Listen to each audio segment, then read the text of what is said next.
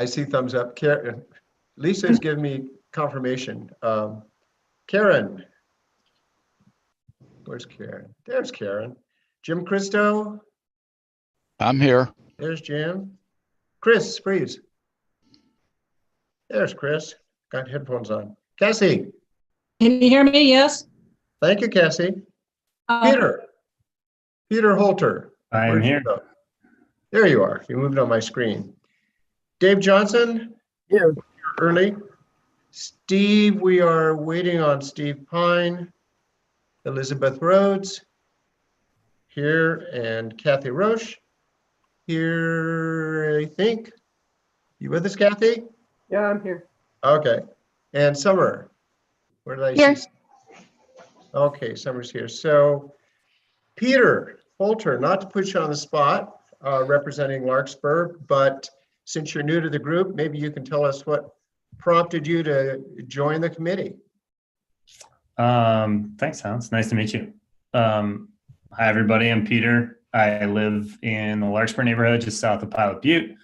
I got our neighborhood association's mailing in the mail, and I read it, and I followed a web link, and I learned about it, and they said they needed somebody, and I thought it'd be a nice way to get involved. And I've been in the Larkspur neighborhood for about a year and a half, and have really enjoyed it, and just wanted to see if there was a way to, help out my neighbors. So that's what I'm doing. Well, thanks. I'm sure all of us that are on boards wish it was always that easy. Totally. So, thanks for representing Larkspur. I appreciate it. Minutes. Is there a motion to approve the minutes from the November meeting? So moved. Dave Johnson moves. Is there a second? I'll second. Second from Elizabeth Rhodes. All in favor? Okay. Or any opposed? Okay, unanimous. And public comments. Yes? Sorry, this is Summer. I need to abstain. I was not here last month. Oh, I'm sorry. Okay. Minutes. No, it's okay. Okay, so technically Summer abstains because she wasn't present to verify. So that being said, and you're good with that, Kayla? Kayla's got that. I'm going to assume Kayla has that. Yes, sorry, I couldn't get to the unmute button right away. Yes. Yeah, mea culpa.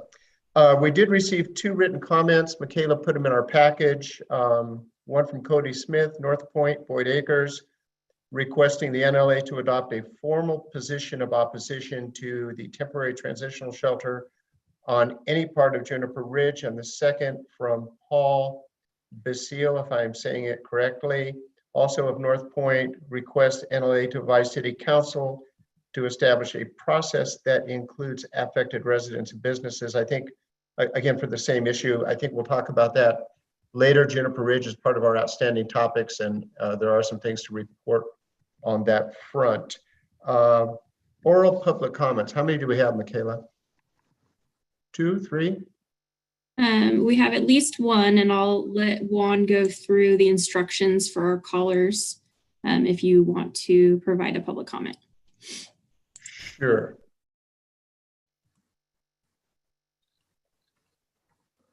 Sorry, same issue with the unmuting. Good afternoon, everyone. Thanks for joining us. So this is the public comment piece of the meeting. If you are joining us via Zoom, we ask you to use the raise hand function located in the middle of your screen. When the time comes, we'll call on your name and we'll provide you the ability to unmute yourself. Then at that point, you will get a message in the middle of your screen that says that the host has asked you to unmute. On the bottom left corner of your screen, you'll have the ability to click on unmute, and then you'll be able to provide us your comment. If you are joining us by phone, we ask you to use the keypad on your telephone and dial *9 to raise your hand. Then when the time comes, we'll call on your phone number based on the area code and the first 3 digits of your phone number. And we'll provide you the ability to unmute yourself. In that case, you'll need to press *6 to unmute yourself. Again, to raise your hand will be *9 if you're on the phone. And if you're in Zoom, just click on raise hand, and then we'll call on you in the order that we receive hands. So that's my instructions, Mr. Chair. Great. So it looks like we're going to go in the order Jill, Michael, and then caller ending in 2777. And Hans, if you want to preface the public comment period before we open with a statement. I will, and because we have a full agenda and multiple presenters, I'm going to ask us to stay to 3 minutes, and I'll lean on Michaela to help me with the timing. So let me apologize for reading verbatim, but I don't want to miss anything that we usually say. The NLA will not respond to questions or engage in discussion with speakers during the meeting. The NLA may follow up with speakers after the meeting.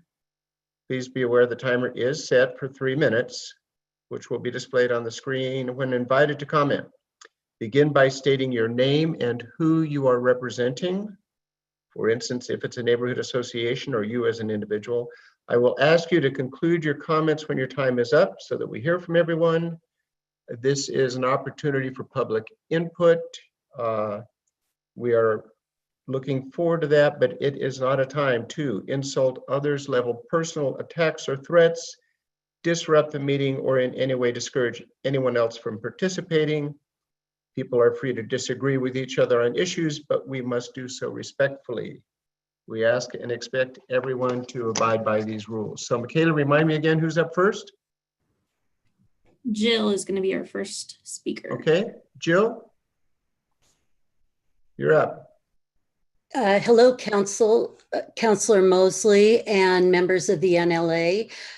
Am I going? Okay, you can hear me. We can. Sorry, it's hard to tell on this end. My name's Jill Martinezson, and I am the president of the North Point Homeowners Association. We have raised our concerns regarding the managed camp at Juniper Ridge to the City Council and various city employees by emails and speaking at council meetings since this proposal was first announced. Every neighborhood deserves a voice, but we didn't get enough of one. This has been a continued refrain from residents and businesses from all around Boyd Acres. Where was our input in this plan that affects our entire neighborhood? We are fighting an uphill battle to undo what city staff seems to have already decided under the guise of a COVID emergency and to appease BNSF. We think it is important to the NLA because if this can happen to Boyd Acres, it can happen to any neighborhood. The NLA should call the city out for establishing a process that ignores residents' inputs into the plan. Effort for input was really made only after the plan was presented to the City Council. Another reason for the NLA to think about this is that fires that start in Juniper Ridge could spread to many other neighborhoods with catastrophic results. Fire danger in Northeast Bend is a danger to all of us.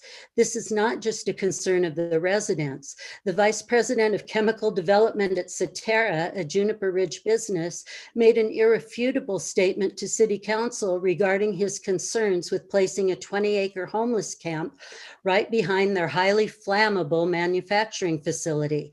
The city has long been aware of the fire danger and inaccessibility by ground crews to Juniper Ridge, yet they have done little to nothing to move the camps out prior to the North Interceptor project and BNSF threats.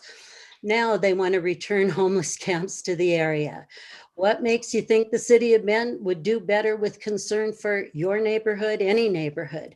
For this reasons, I'm asking the NLA to do the following.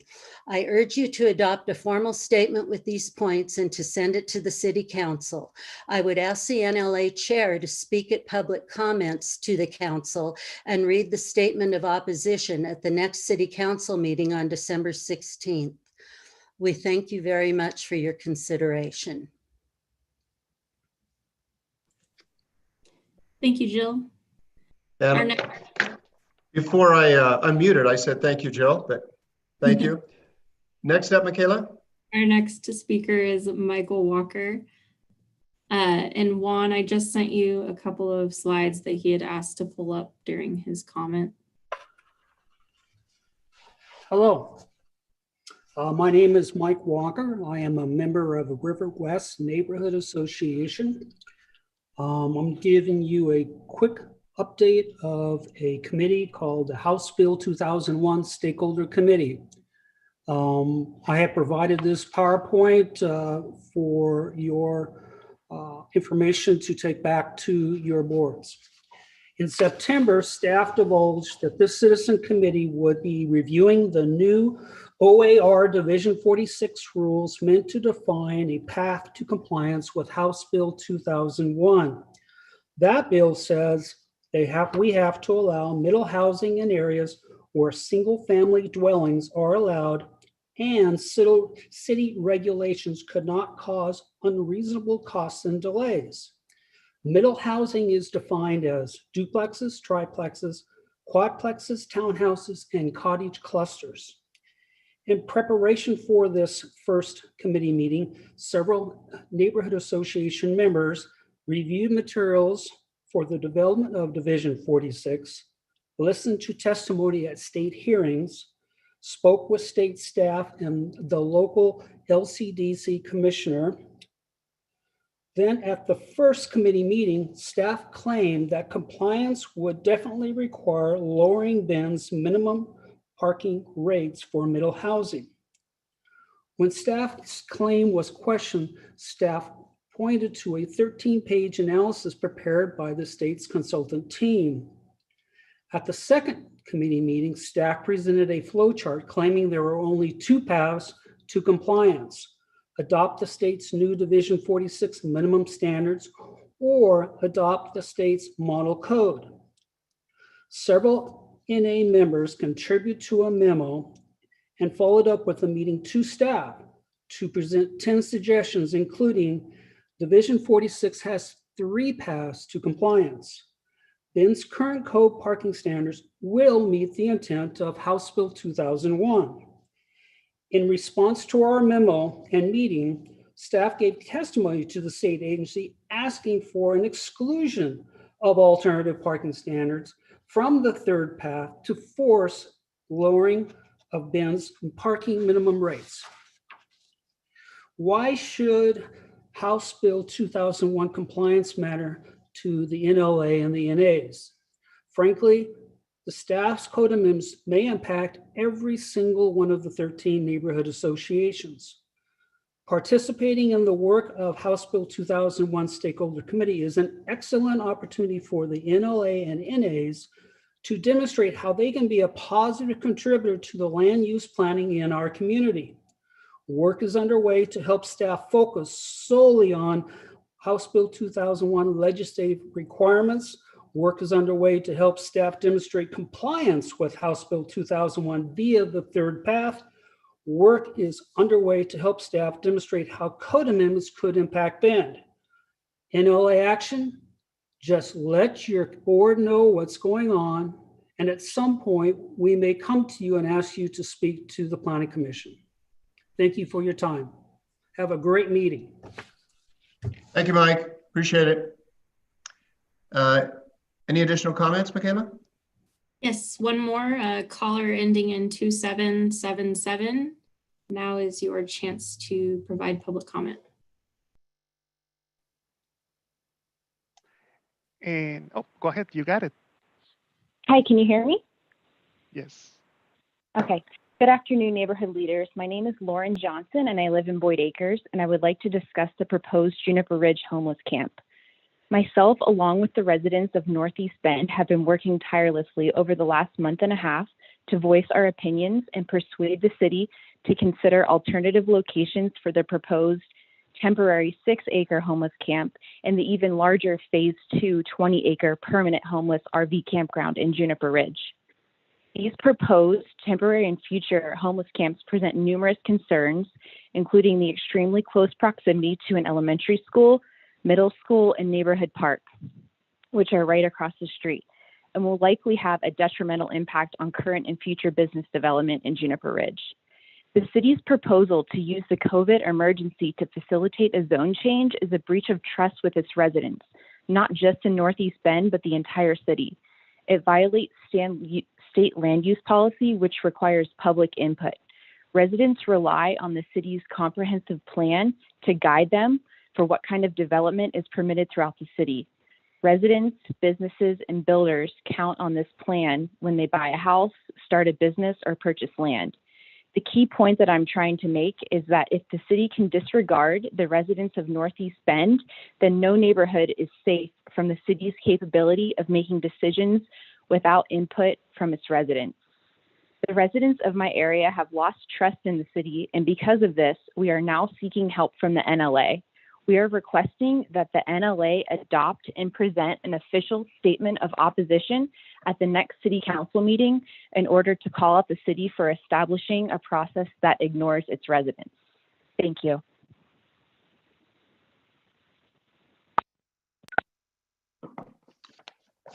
Okay, next up, not exactly, but certainly related, Matt Stewart is going to give us a presentation of Juniper Land Development and Work Plan.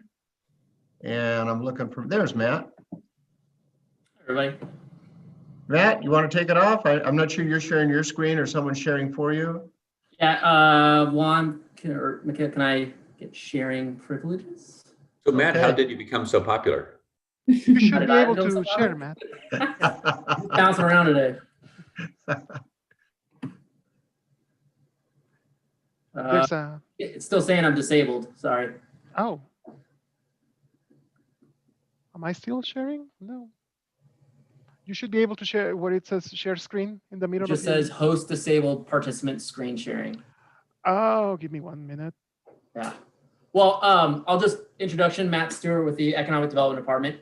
I will say today we're mostly going to talk about the role as a city as developer and also the results of the Juniper Ridge Management Advisory Board, their work plan. So I won't touch on a lot of the topics surrounding the transitional and temporary shelter. I think Michaela, as maybe the group knows, council will be having some work sessions in the next week where they'll be listening to public comment. So if that hasn't come out yet, I believe a press release is coming out soon.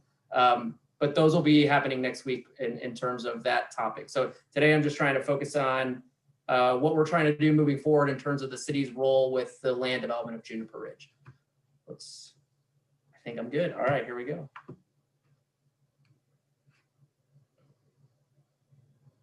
Okay. So first, I just kind of want to review land development and where we're at in terms of sites that are available and how much of the land we currently have. What I like to do whenever we mention Juniper Ridge is just kind of specify what Juniper Ridge we're talking about, because Juniper Ridge has many forms. The first form there is on the left in the green.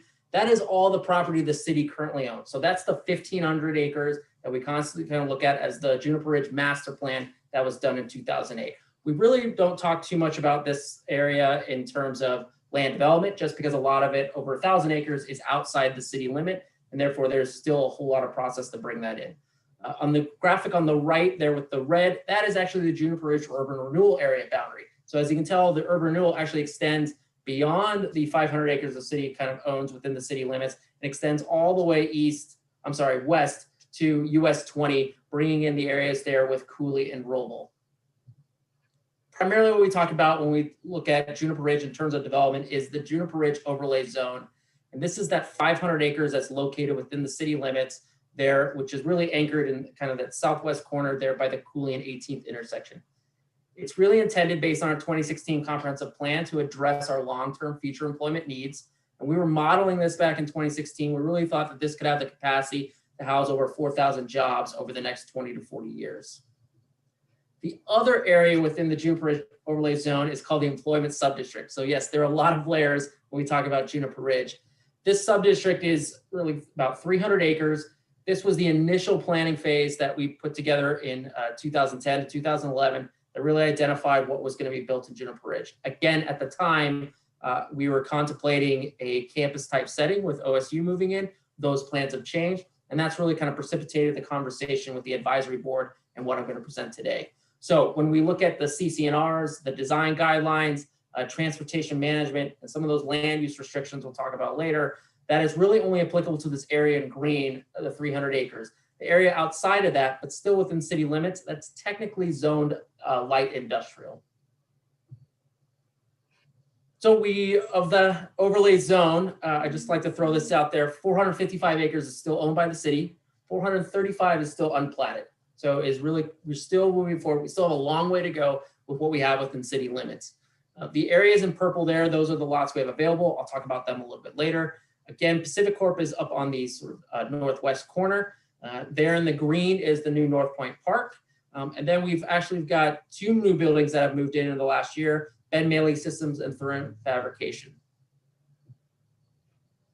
So as of today, we technically have 5 platted lots that we currently are listed for available for sale. Lots 1, 2, 6, and 7 were part of a 7-lot subdivision the city did about 8 years ago. We've sold 3 of those lots, which were on the south there of Cooley, which were the Ben Mailing and the Thurin. Parcel 3 that you kind of see in the middle, that was originally an option piece for Les Schwab. That option expired, so that has come back into city's control, and that's something we're actually looking forward to marketing forward and trying to develop some new development. The area in blue is the new Pacific Corp site, so we're actually in the negotiation or finalizing the negotiation to do a land swap, and they're going to put their regional headquarters here along Cooley and Talus, along with a training facility. So we are actually currently in the process. We've gone forward and actually have a tentative plan approved, and we're moving forward to the final plat to create not only that lot for Pacific Power, but also 3 additional lots. So lot 8, which will be at the corner there with Talus and 18th Street, and 2 additional lots about the 1.6 acre variety along Cooley. And these have been relatively popular at this size because that does allow a business that's looking to expand and move from kind of the 10,000 square foot to 20 or 30,000 square foot, be able to develop for their own site.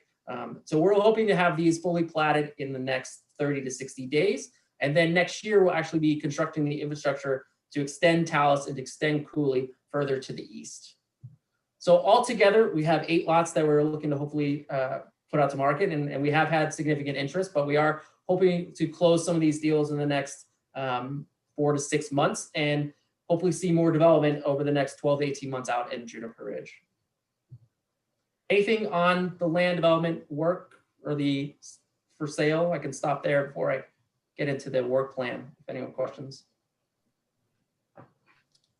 Seeing none. So the Junior Ridge Management Advisory Board, or effectively known as the Junior MAB, was tasked by council to really sort of look at how can we move Juniper Ridge forward with the next steps.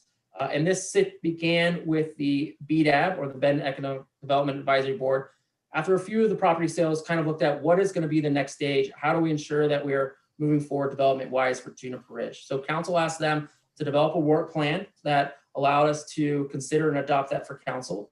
They also wanted them to really review some of those existing governing documents. So the sub-district use table, again, because that was a very limited use table because it was focused on a more campus-type setting.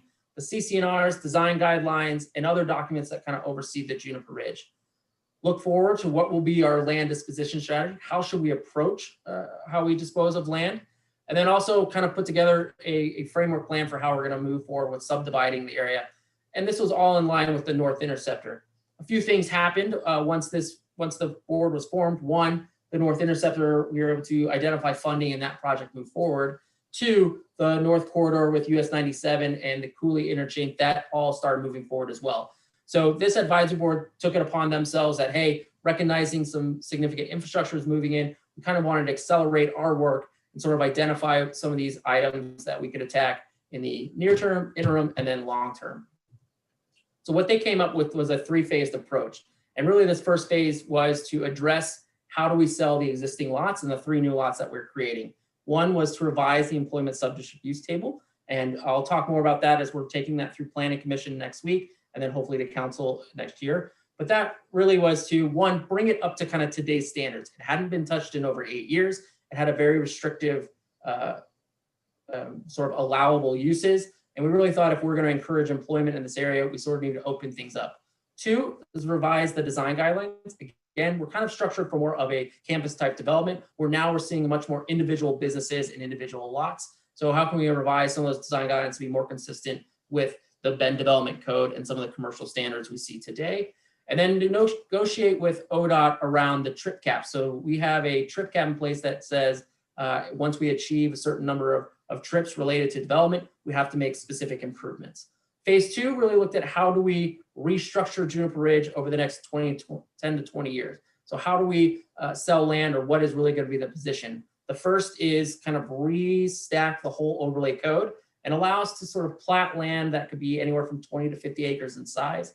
And then kind of rethink the size of that employment subdistrict. It's 300 acres now, recognizing that probably our opportunities, our developers want to come in and put their own twist on things, is to reduce the size of that area and kind of focus it really around the Tallis 18th intersection and the Coolian 18th intersection. And then phase 3 is looking at kind of the 20 to 30 year plan. So we'll plat those lower properties and try to sell 20 to 50 acres, which require a developer to go through a master planning process. Continue to coordinate with ODOT on the north interchange, which would go along the very north end of Juniper Ridge, and I'll have a map later. And then one of the kind of the big things was for this group was contemplating sort of the live, work, play mentality that we have here in Bend. 500 acres of only jobs or employment uses doesn't really fit into what we've sort of established as a community. So really look at what is the UGB role play for Juniper Ridge in terms of residential. This group primarily looked at the west side, so kind of a buffer between the North Point neighborhood, Juniper Ridge, but obviously we're looking at both ends over the next, when we are contemplating the transitional shelter and kind of the longer term housing. And then lastly is reevaluating sort of this 50-acre large lot industrial requirement, recognizing that in Bend, land prices tend to be higher, and any single user that requires 50 acres in size is going to look for some cost savings, and that might not be applicable to Bend. So perhaps those are more situated for Prineville or other areas. So the group kind of asked if we could reevaluate that requirement as we approach this new UGB and look more of our economic development long-term future. Matt, on that phase 3, the evaluate the UGB land use needs for residential, I think that's one of the requirements necessary in order to make a long-term homeless camp in the area. Is that right? Right, and that's gonna play in together over that third phase, because we will have to make some code changes. While this group was contemplating in terms of we need to address it in terms of our housing inventory and our employment inventory.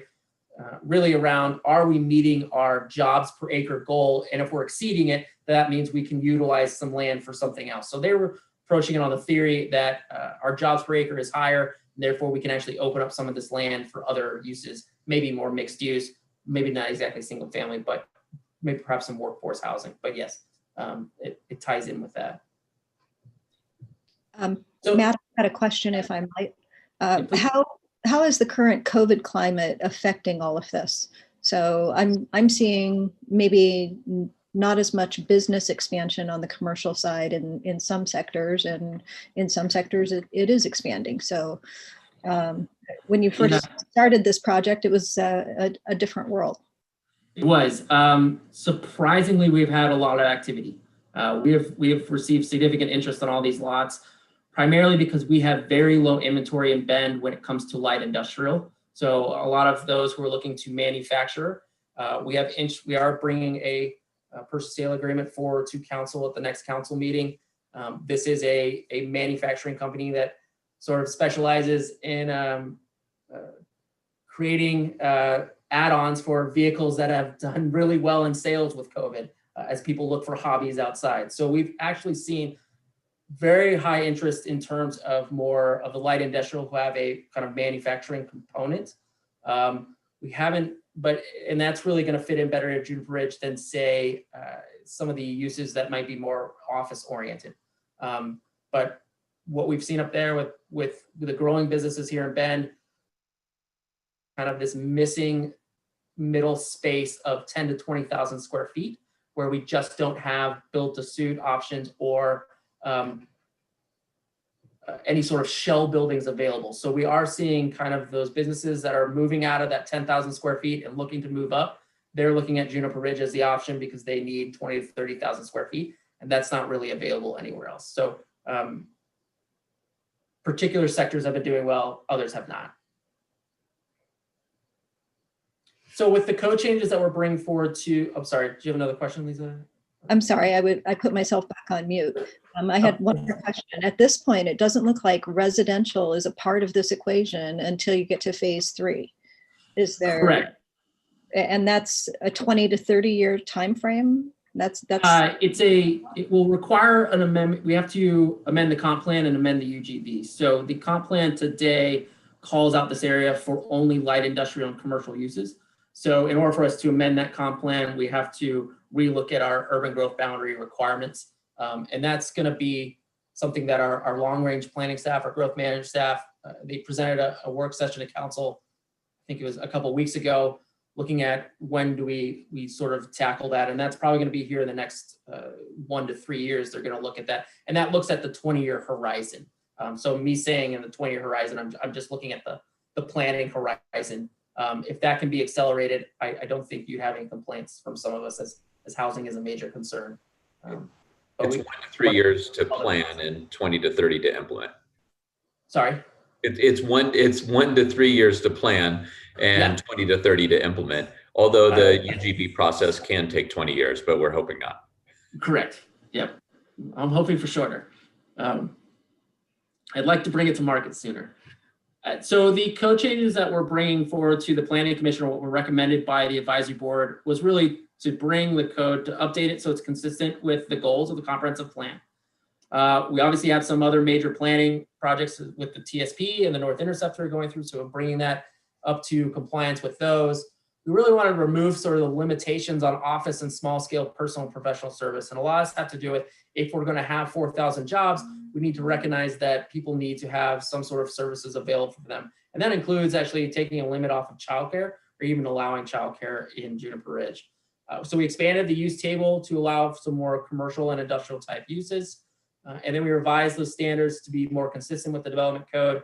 Access standards, again, more consistent with the development code. There was actually 6 different street options in Juniper Ridge. We've narrowed it down to 3. We think arterial, collector, and local seem to be enough. So we've tried to bring that more into compliance with what we've seen today. As far as the design guidelines go, again, just kind of bring it more consistent with the development code. I would simplify it a little bit. So if you are along a major arterial, and that's 18th or Cooley, we'd ask you meet our commercial standards. If you are set back, maybe on a local road, and you're an industrial type user, you'd be able to use our industrial standards. Again, so trying to maintain the look and feel on those major arterials. The ODA-IGA, sorry, I kind of went over this, but we want to just bring that up to compliance with what we are seeing today with the results of the North Corridor and having the Cooley Road, but also have it now reflect kind of perhaps the results of that new North interchange. Again, our real goal is to increase the cap so that we can look to develop more in Juniper Ridge and have those secondary access points. There is still a lot of coordination with the county as they enter their transportation system plan process, particularly in Cooley moving east out to Deschutes Market. So that's something as staff we're going to be involved in as well, and trying to ensure we can move traffic in and around the neighborhood. So phase 2, and I will stipulate this now, there's a lot going on this map, but the basics is those areas in colored would be these large tracts of land that we would sell off to other developers, probably in exchange for the construction of some of that major infrastructure. We would allow that master developer to come in and create their own master plan. So they would have to go through our public master planning process. Right now, the code still stipulates those to be employment uses. Obviously, if we start looking at additional residential, we could be looking at some residential on that west boundary and potentially that east boundary. The idea is now is to take a step back as city as developer and try to be more city as landowner, trying to facilitate the proper development with here and allow kind of the market to dictate what needs to move forward. And then phase 3, as we talked about, is really that long-term goal. We kind of went over that, so I won't dive into it anymore unless there's any questions. But so council approved the advisory board's work plan on the 18th. And this is just an anticipated code schedule right now that we are looking for that phase 1 code changes. So we will be in front of the Planning Commission next week as for a formal public hearing, and then we'll probably move to the council in February, as January is we're bringing onboarding for some of those new councilors.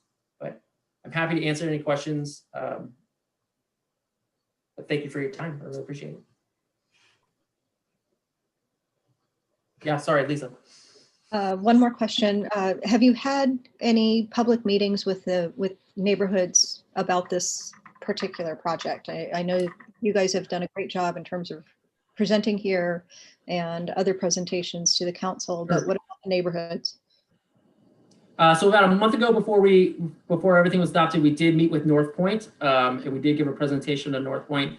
The Boyd Acres actually had a representative, Jim Bushemin, who sits on the neighborhood board, was actually on the advisory board for the Juniper Ridge. So I know he was reporting constantly back, and they didn't actually ask us to formally come and present. So those have been the two neighborhoods we mostly involved with up here. I think a lot of people are just looking forward to see some activity. I think that will help sort of address some of the issues that we're seeing out there, particularly around fire. If we're able to see some construction activity and get some businesses going, I think that'll help us kind of capture some of the momentum and really drive sort of some of the economic development that we'd like to see up there. And just to be clear, especially for newer members, Matt's role is with the Urban Renewal Authority, which is basically an adjunct of the city. It's the same board members of the Urban Renewal Authority are actually city councilors that make the decisions, but their job is primarily around economic revitalization, that sort of thing. They have no mission related to the issues that the callers were discussing regarding homeless camps and that sort of thing. It's not necessarily correlated between those two activities. And so yeah, you could hear Matt saying we did presentations, and if you weren't aware of like the different mechanisms that were going on, the homeless camp is planned by an entirely different group of people than Matt, even though it's on the same property. Is that right, Matt? I mean, did I get it? That is, I'm always here to support. But my role is more focused on how do we generate tax revenue. And for Juniper Ridge, it's generating tax revenue that we can put into TIF to construct more infrastructure. And then at the end of the day, that will help the city because land sales will typically go into the general fund and help us fund other projects. So yeah, a little bit narrow focus for me, I think. Thanks, Matt. Michaela, are you seeing any hands raised that I'm missing? Any questions? I'm going to open up. If I'm missing you, feel free to unmute and speak up. Looks good. Okay. Matt, thank you. Appreciate Thanks, it. everybody. Really appreciate it. Have a good night. Okay, next up, we're going to get a refresher regarding the NSSP. And for anyone that doesn't know, the Neighborhood Street Safety Program, Robin and Rory are going to spend the next 15 minutes or so giving us an update on the NSSP funding and remaining projects. Who's going to kick that off, Robin? You're muted, Robin, if you're talking to me. I'm muted. Thank you. Thank you. And Michaela has our slideshow, so I don't know if Juan will load that, but I can run through it really quickly. I wanted to give you a quick summary of where we stand as far as projects that we've been working on, projects that are finished this summer and then next summer, costs of those most importantly, and then our proposal that we'd like you to consider for a request to the transportation CIP process and budgeting process. That is just getting started. So I feel like this was a timely meeting for us. We broke it into 2 years, 2019, 2020, through 2021 fiscal years. We started pretty quick, fall of 2019, and these are the projects that got triaged and prioritized. Several are completed, including crosswalks to parks. Southeast 15th Street allows you to get to Ponderosa Park. Harmon allows you to get to Drake Park as well as Harmon Park. And schools, we did safe routes to schools for 12th Street and Wells Acres Road. Those projects are completed. We are waiting on illumination for Wells Acres that will come it's in design right now. That will be completed next summer.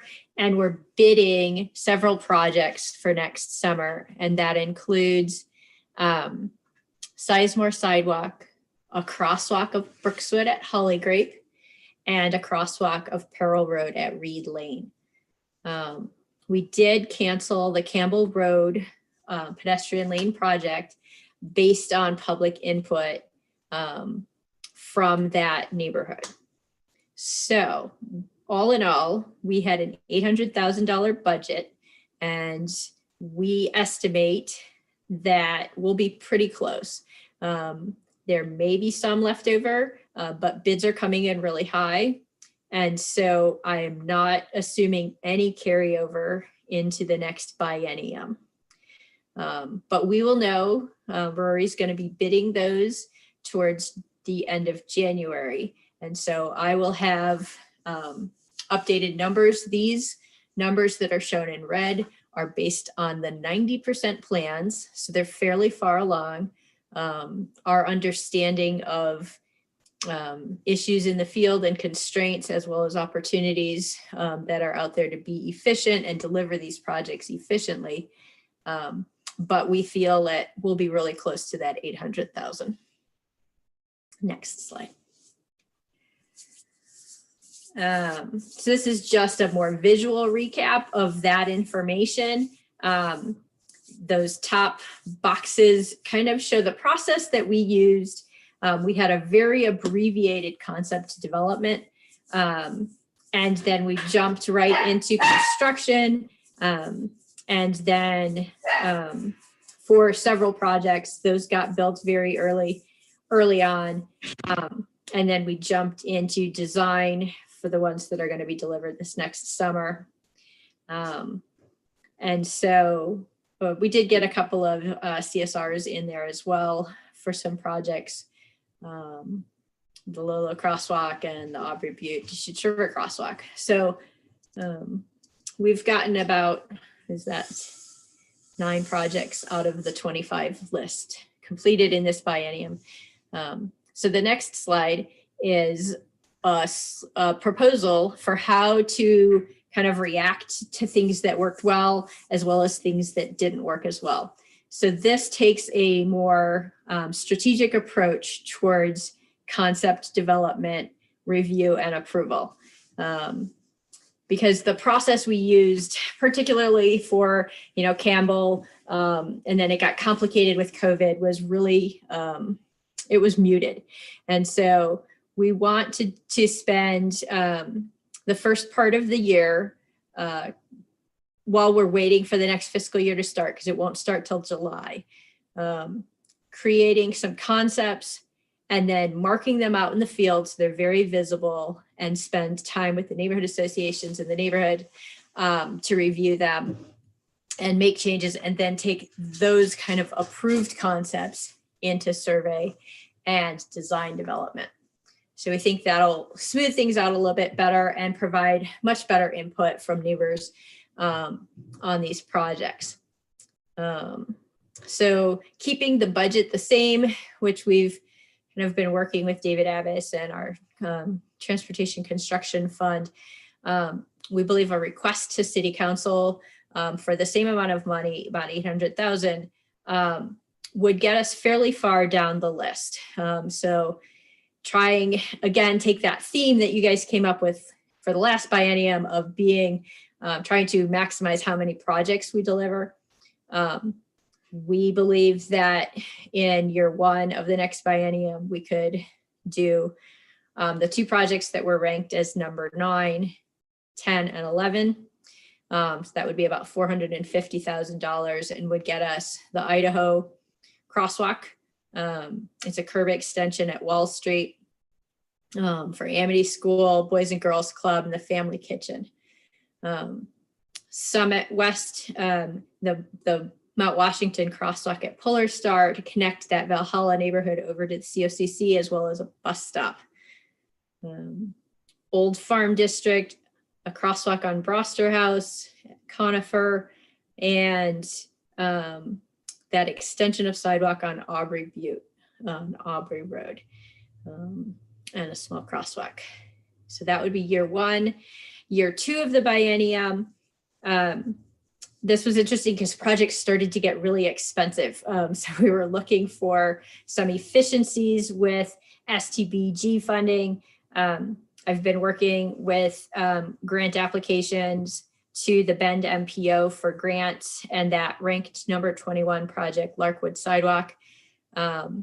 They really liked it, and they right now have it on their draft proposal to their MPO board in year 2023. So this timeline works out well. And so we're able to match their 90,000 grant with only 74,000 from our biennium fund. So it's an efficient way to deliver some projects, and that project in particular. Hans? So Just almost real quick, well, on that, did the NLA, I wasn't at the last meeting, but did the NLA determine that they wanted to use the priority list that was established from 2 years ago? yes. I was wondering, did the NLA decide that?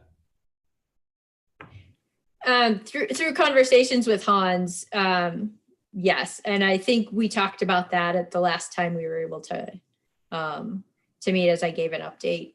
I forget And I can speak to that a little bit. In the conversations, and Robin's done a great job of keeping me updated, particularly on this grant opportunity. I don't think we're in a position to project the likelihood of the grant money, but it'd be great if we could get a piece of that. But my caveat to Robin has been at all points that when the NSSP created, when the NLA created the NSSP priority list, my comments to Robin at all points have been that as long as we don't change any decisions on that priority, that streets and operations, and certainly I don't have the authority to change that priority. That priority was established by the NLA. Any change in those projects would have to be through NLA. Now, there have been a couple of serendipitous things. One of the NSSP projects in Aubrey Butte was able to be funded through a combination of CSR money and a few other opportunities. So that project kind of took care of itself, but it was handled, just not technically through the NSSP, which allowed us to reach down the list maybe another project or two, if that's what you were asking, Bill. Well, yeah, let's see, probably a majority of the NLA members are now actually new from the time that the original solicitation went out. And yes, the solicitation that the NLA does when they go and ask the neighborhood associations what they think their priorities are is it creates goodwill and a feeling of inclusion by the neighborhoods themselves. And then there was a couple of neighborhood associations, 2 of them last time that complained because they didn't think the process adequately included them or got their input correct. And so I'm not suggesting that you do anything in particular, but it did occur to me whether it'd be worth it to have an abbreviated input process saying, you know, hey, neighborhood association, is this still your priority or not? I'm not, all I can do is it likes. I just remember those issues kind of coming up. Well, you know, those are great points, Bill. And I guess I would ask Robin, since we have a format, we have a system to go out and gather this input, and we have projects teed up. So we're not trying to start with a fresh sheet of paper. We're saying basically an outreach, and all the points Bill makes are absolutely appropriate. I think it'd be great to do an outreach and have an opportunity for the NLA to revisit these after some more input to you in terms of the program. Is that something that, you know, we could get done in the next, again, I think we're not talking about the season starting until well into the spring. So if we could do some outreach in the next 2 or 3 months and then revisit this, if there are some priority changes, I think that'd be, you know, show really good faith in what we're trying to do here with the street safety program. Yeah, and I think that's appropriate. They can confirm this proposal. It's a proposal for how to keep delivering those projects that are on the list. And so if you go to the next slide, here's the projects that are not in this next biennium, right? And so they would be years 2024 and beyond. Presumably this money, this 2 million plus, would come from the general obligation bond fund. It doesn't spend all of the money that is in that bucket associated with neighborhood safety projects. So I feel like getting through this list would be really, really beneficial. It would allow the community to see that we listened to them, we delivered projects that they asked for. And then once we run out of projects, to tee up additional projects, because there was $8 million in the GO bond for neighborhood projects. This shows a little over 2 million of that.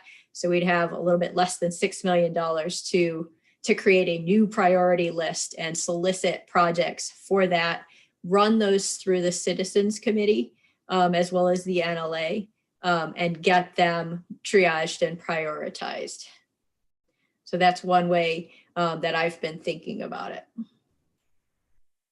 So I might suggest maybe we can figure out a way to get the neighborhood safety committee together once more to talk about how we revisit these projects with the neighborhood associations, just to make sure that they're still pertinent and still top of mind before we continue forward with a plan. Yeah. Does that sound okay, Hans? And Yeah, I think it's a good idea. And then we can get back to Robin with a little more specificity. Maybe we can nail in a little bit of our timing so that we can get this input to streets and operations in advance of the season next year. Yeah, that sounds great. There's one asterisk on this slide. There's one more grant that's not in this CIP proposal for the biennium. But we are right now on the draft MPO list to receive $180,000 from the STBG funds for the 8th Street sidewalk. Our match would be $90,000, presumably in 2024. So that kind of needs to be acknowledged, and if we receive that grant, we need to respond appropriately. Fingers crossed. Yeah. They're meeting on December 15th. So we'll know soon for those 2 grant projects that we asked for. I think too, I'd like to ask the representatives that if you're interested in being a part of the neighborhood safety committee, we've had some turnover and we've had terms expire since the last time this group met. So there is availability if any of you are interested in being invited to this meeting. You can put it in the chat or you can send me an email and I'll make sure that you get on that invite.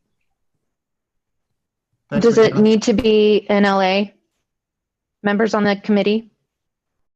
I would say for the first meeting, just because it is an NLA decision and they're figuring out how to go from here. But yeah, one of our policies is that the NA members can be a part of those working groups if they're invited. Okay, thank you. Anything else, Robin? I'm available, Michaela. Thanks, Dave. This is Dave. Dave, go ahead. I'm available for that first meeting. Okay, thank you, Dave. Robin, anything further? No, I think we've been able to get strategically down this priority list and keeping the lowest ranked projects for the outer years, get those high ranked projects done and scheduled. So it's pretty exciting what this new funding source has been able to do for the community. It's been a real success. Thank you, Robin. Yeah, it's really, really great. Well, and while we're giving thanks, Bill, thank you. This started even before this dialogue started even before NLA was stood up, and the NLA appreciates the support you and council gave us to move forward on this, and hopefully it's done a lot in terms of the relationship between the residents, seeing things happen that they actually had a voice in. That's always a big concern. So thank you. Yeah. Welcome. Yeah. Thank you, Bill. Every day I have to slow down as I go through Harmon. Oh. And happy to do so. Okay, good.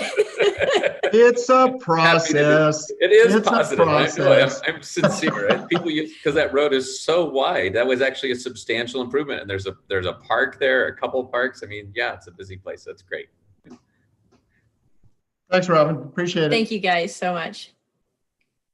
Okay, we're going to move on to several topics in the land use working group. I'm going to get Lisa to speak to these, and if she requires a little assistance, she can call on whomever. NLA code change recommendations to the land use notification process. We want to show you where we are there. We want to update you on the land use education resources, where we stand there. I'm sure Lisa will talk to the inclusion of developers in our latest work, and then talk a little bit about City View, since there's been an acceleration and a surprise on the City View front, and there's some training issues there. So I'm going to kick off the next 3 sessions there to Lisa et al. Great, thank you, Hans, and thanks, Michaela. Looks like my slide's ready to go. So as Hans has alluded to, we have had numerous meetings since the last time we all met here as the NLA. And some of those meetings have been with developers. I think we've had 2 or 3 separate meetings with developers. Some of you may recall that the developers have come to the table and they were concerned about some of the timeframes that we had proposed. And so the city decided to schedule a meeting between the NLA and some of these developers, and they called this the compromise meeting.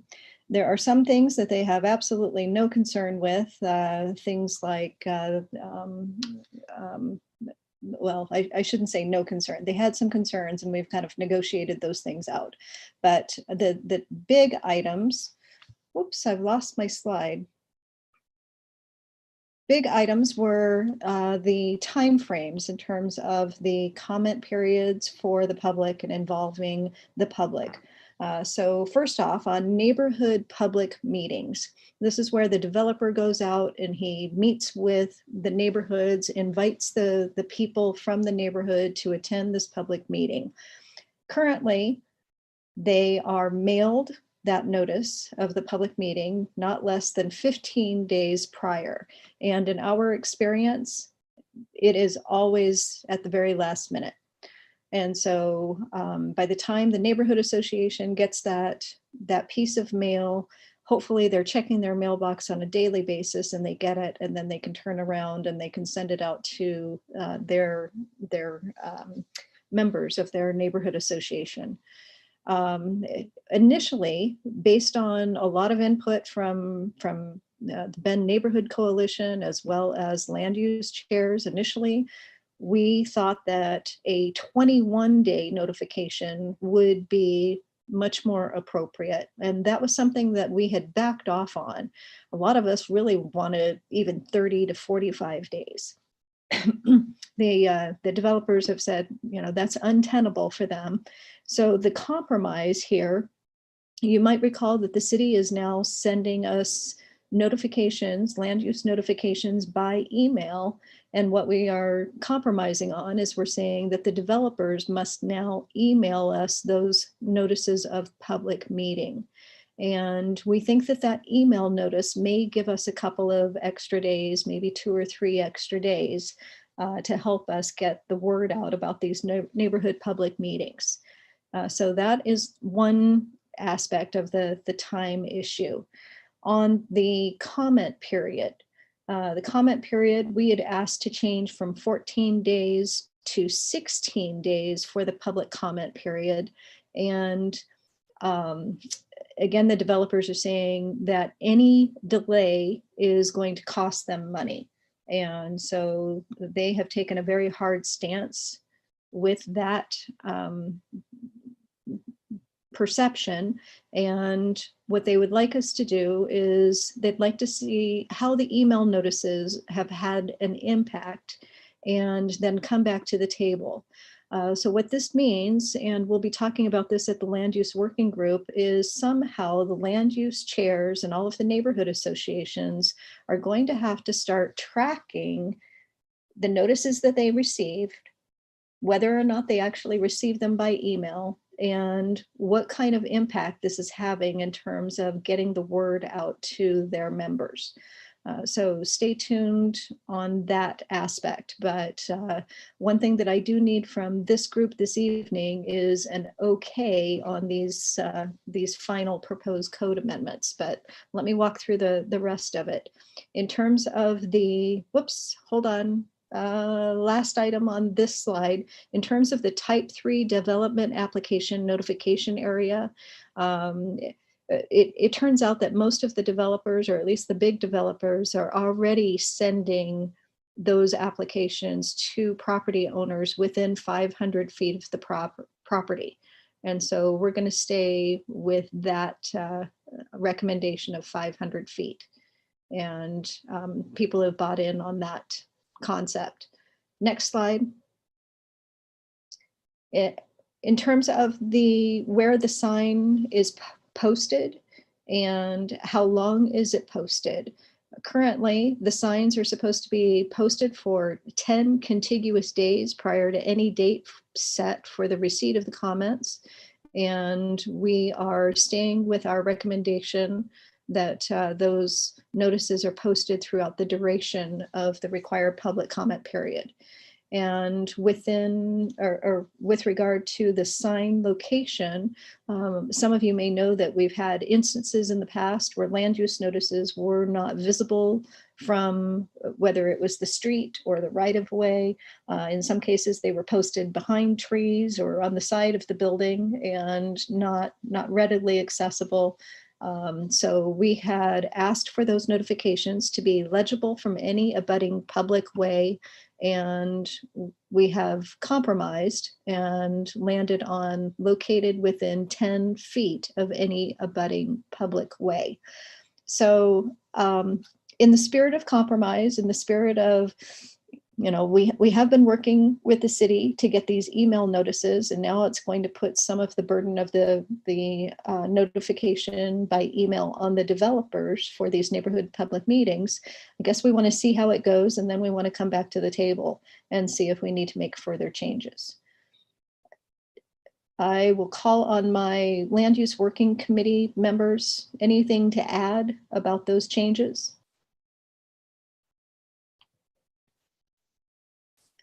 Hearing nothing, I'll move on to the next slide.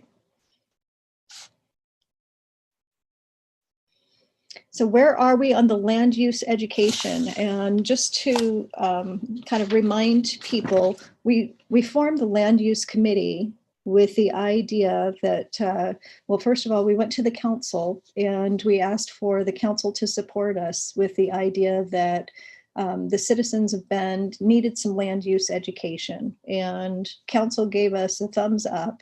And so that's why it became one of our NLA working goals. And from there, we formed the land use working committee. We were focused on some of these code changes. We've been spending an awful lot of time on the code changes and the developer packet, et cetera. But the biggest piece is the land use education plan. And what this slide is showing you is that we've broken the land use education into 3 components. It's developers, it's the land use chairs, and then it's the community, it's the citizens.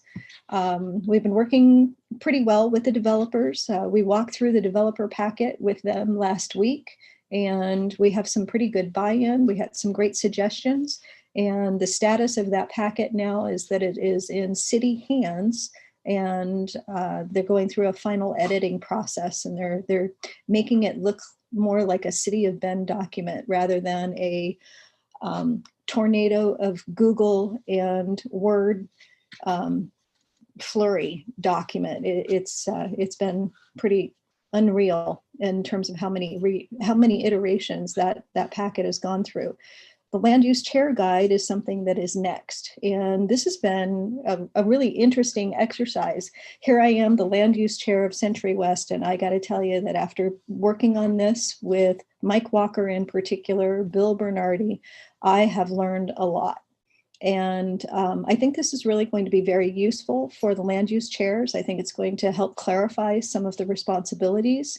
It's going to be really nice to have this all in one spot, and it's going to make it so that the land use, frankly, I think it's going to make it so the land use chair position is not quite as overwhelming in some respects. I think land use chairs need to know that they've got some resources, and a lot of times I think land use chairs have felt like they were on their own. that's starting to change. So we've been editing documents. We've been sending out specific documents that have already been in existence. And we've asked for input from the community, from the committee. And we've also been asking for some input from the land use chairs. So look for more information on this land use chair guide here in really the next couple of weeks. We've been working on this hot and heavy, and I can't say enough thanks to Mike Walker for all of the time and energy that he's put into this in particular. And then we get into the community section, and Michaela has been working on some of the basics like the land use videos 101, 102. She's also driving the review of some of these documents because she's finding these documents out in other areas on the city website, and she's pulling them back in, reworking them so that they can get loaded into this fresh new site, new resource. So a lot of the information overlaps with some of the other areas, like in the land use chair guide or in the developer packet. But I think that that we're making some headway there. What I really like about the community education plan is we're going to have things like sample comment letters, sample emails, sample presentations. We're going to help people understand how to speak up and how to make a difference when you speak up, because a lot of people, I think they want to raise their hand and they're really upset by a project, but they don't have any standing and they don't know how to achieve that standing. So I think some of these resources can help move in that direction. And then of course the community is going to have the same links to a lot of these other resources. So what we're finding is even though we may have created it in the land use chair guide, it applies to the developer packet or it may apply to the community. So it's been a lot of fun. We've had great work for the committee, lots and lots of time. And committee, is there anyone else that would like to speak up and say anything? And I have nothing again. Okay, then we're going to keep on moving. Michaela's got her finger up. That means.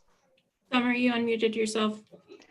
I did. I don't know. I'm really impressed by the amount of work that this has been and how well you guys have presented yourself, very professional. And I'm just grateful.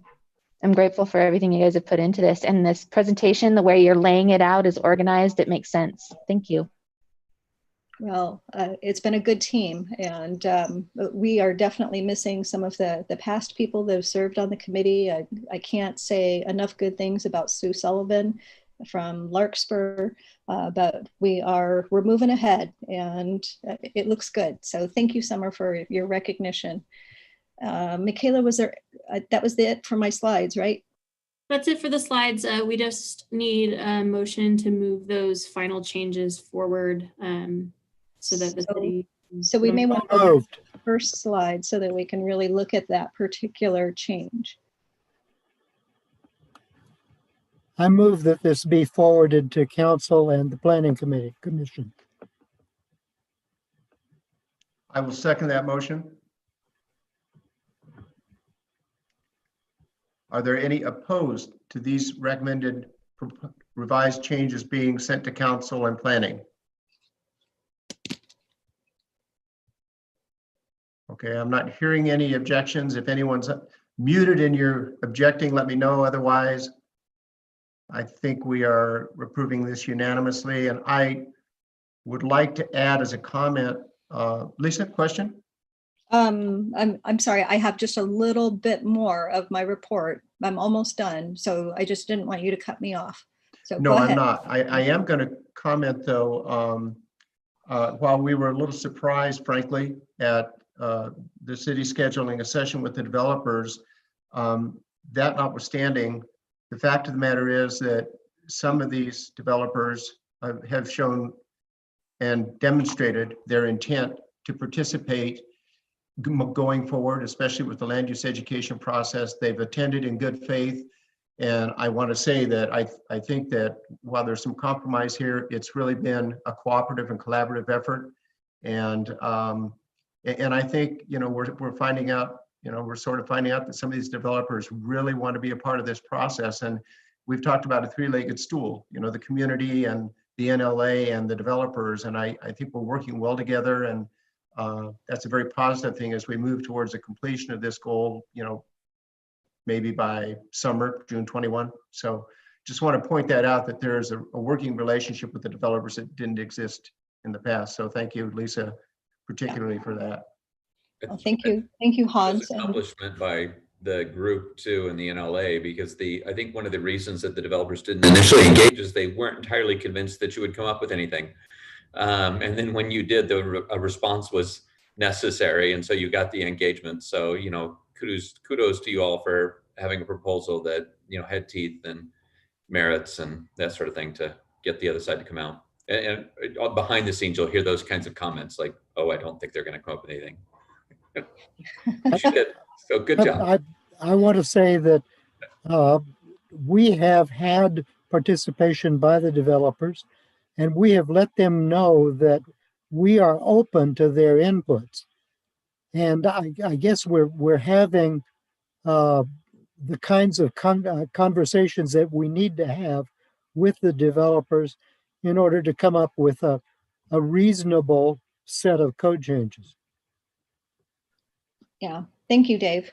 The overall goal here, we're trying to improve our best practices. We are trying to get some public support, whether it is through the neighborhoods or for developers' projects. So it's in the developers' best interest for people to get on board. It actually will streamline their process if we can get some educated people at these meetings, and we should make this a little bit smoother. So, and the biggest goal is trying to improve trust. Improving trust between the city, between the neighborhood associations and its committee members and the developers. So we got a big task before us, but we're making progress. So hang out with us a little bit longer. Hopefully we can wrap this up by the end of the year. And I'm hoping we can at least get a lot of the collateral done here in the next month and a half. And then it's a rollout process and it's an engagement process. So stay tuned for that.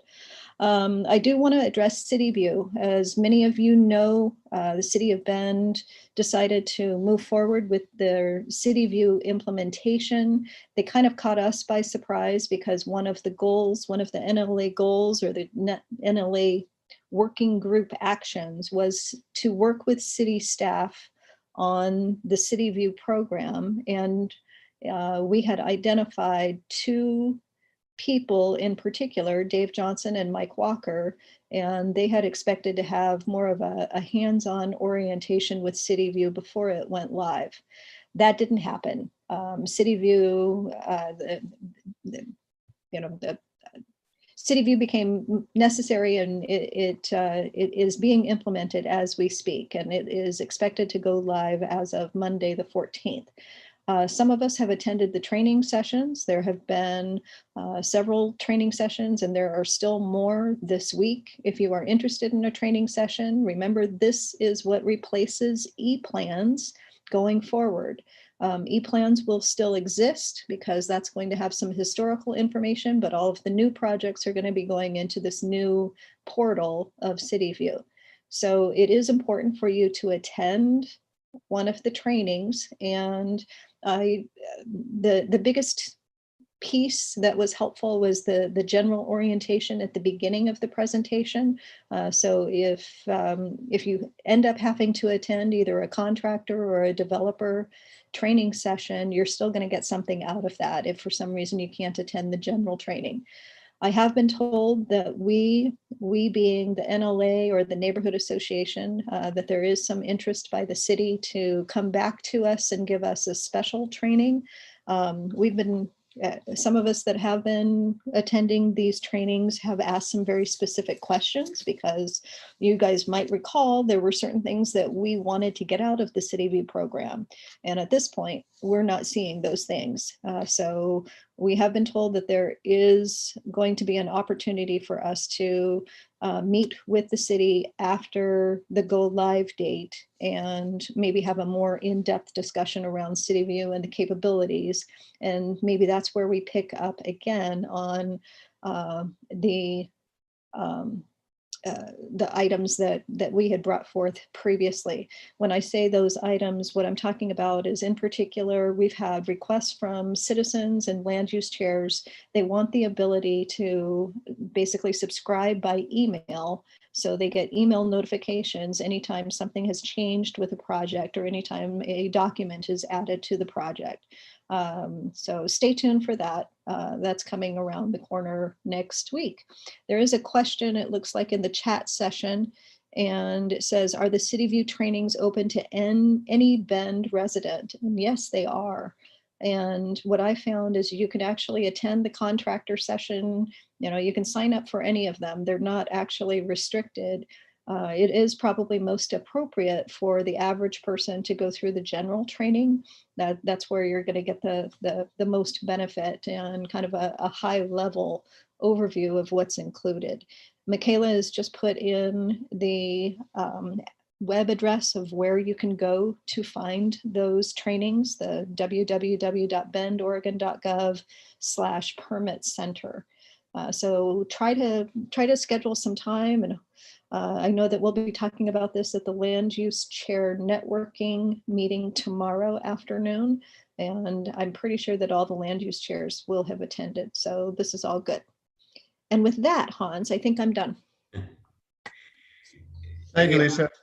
I hate to interrupt, but would it be appropriate for the land use working group to consider the citywide implications of the Juniper Ridge project and the comments that were made?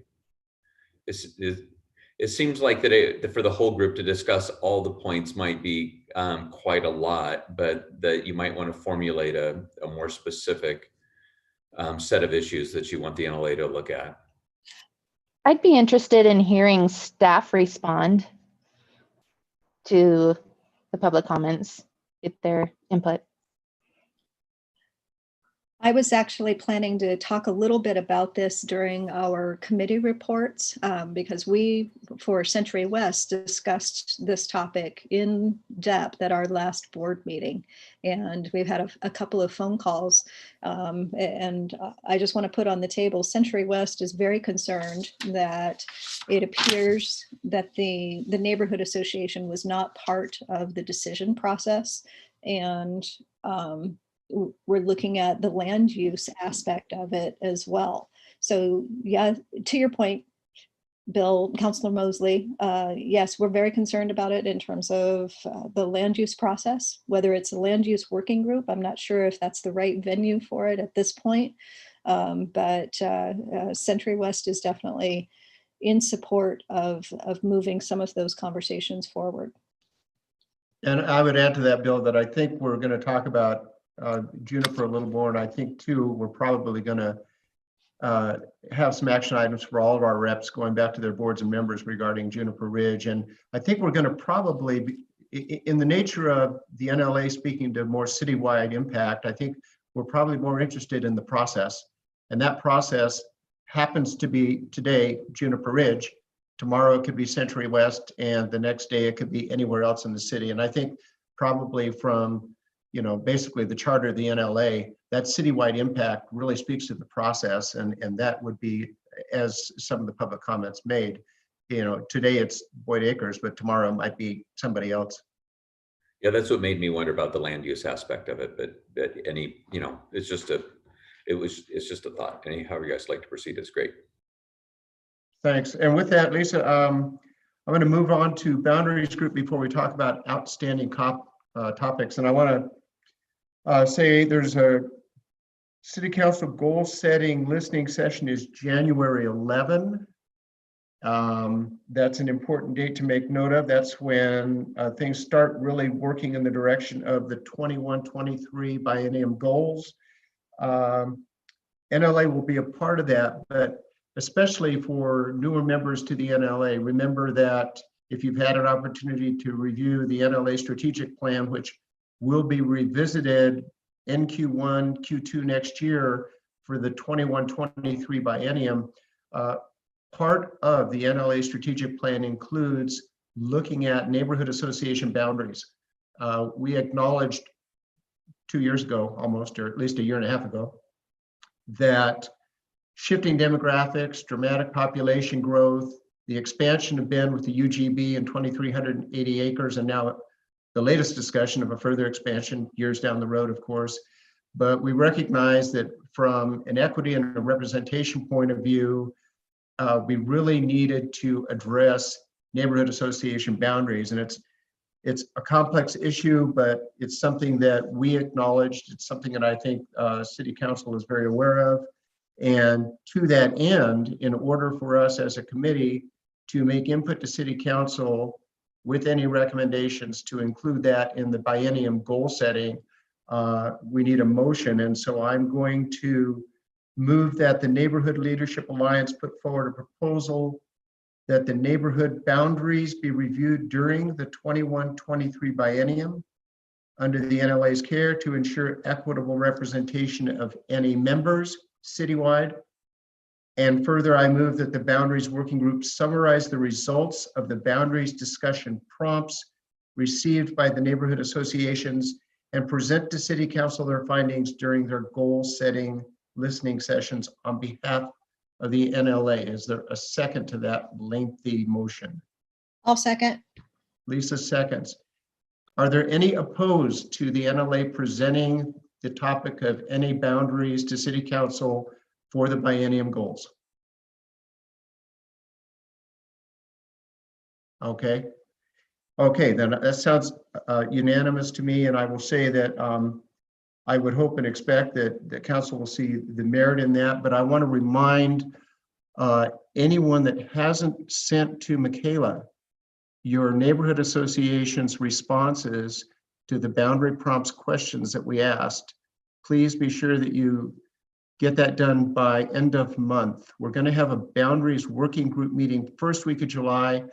We will put everything together, we'll distill it, and we'll put it into a working document for council consideration. So it's important to get that done by end of month so that in the first week of January, we can get this worked out and present to council. Anything I missed, Michaela? Sounded good, Hans. Okay.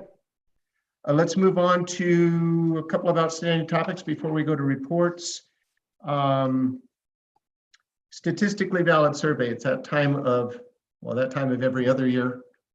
The statistically valid survey is in the process of kicking off. There will be opportunities if you are not contacted as part of the statistically valid group. There will be an opportunity for community input, but Councilor Mosley presented to council the idea that maybe in off years, which would be a year from now, fall of 2021, perhaps the NLA could be doing a statistically valid survey that would supplement, but at the same time, maybe ask other questions. That may change based on budget impact, I'm sure. But in terms of a survey from the NLA, that would probably move in the direction of about a year from now. And it was in our roadmap. And until we kind of hear how the budget rolls out, I think we're going to table it for the moment. So we haven't left that as a topic. That's something that the communications group could revisit, but we'll wait and see how the budget unfolds. I don't have an opinion on which way you should go with that, Hans, but there was a majority of council that supported the motion to have it included in the budget about a year ago. And if now would be the time to make the request, it doesn't have to be at this meeting, but very shortly to make the request to have it included in the budget if it is a priority to the NLA. Those budget meetings and the goal setting will occur in January and February, and then after that, the budget meetings really get rolling down the road. And so you would want to participate if it was an agenda item, or an important thing for a survey. Then you want to have it heard sooner rather than later. Okay, thank you, Bill. Next topic we have is the Bend Tree Code. This proposal from Karen Johnson was made to the NLA, and Karen presented to us. We have all heard it, except for maybe our very newest NLA members. I think the intention was to go back to our boards and see how our boards felt about this. I believe that should be an action item between now and the next meeting, because we will have an opportunity collectively to meet as a group in the January meeting. And if there's anything we want to do with regard to this proposed tree code change, we can do so then. So that would be the action item. I will say that my understanding through Karen Johnson is that Mayor Russell has agreed to make this a part of goal setting discussions. So it clearly is on the radar for council. I'm not sure which way that's going to go. I will tell you anecdotally that the ABNA is relatively neutral on this.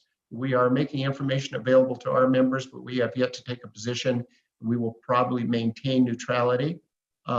It's a fairly complex document to study, but I think that we should probably all plan to take this to our boards, be clear, as difficult as it is, on what's being proposed here. Obviously, it's an emotional issue, but it's a very complex issue. It's not as straightforward as it might seem on the surface. So that's my comment. Can Dave, I speak? Yes, Dave, Can I please. speak? I have talked to Karen today and yesterday and several times in the past week, and she has sent me her 2-page summary of what she's asking for. The tree ordinance that we have in place right now is not enforceable because it isn't concise and it doesn't have a formula. And so what Karen has attempted to come up with is something that she has researched within the Portland tree ordinance and the Kirkland tree ordinance. And I'm going to be sending to Michaela the documents that Karen has shared with me. The tree ordinance is extremely complex. You can't imagine how hard it is to come up with a formula to say how many trees have to be saved and which ones have to be saved.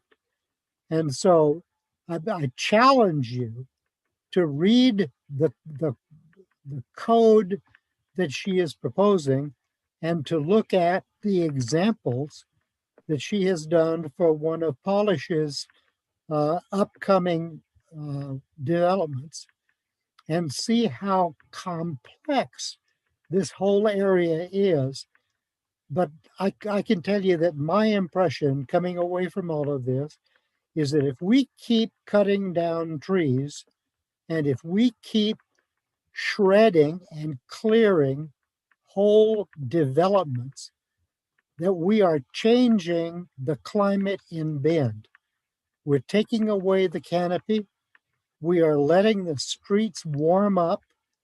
We are destroying the same thing that the NLA was constructed to support, and that is whatever you want to call it, but most people call it livability. So I'm going to, thank you, Kathy.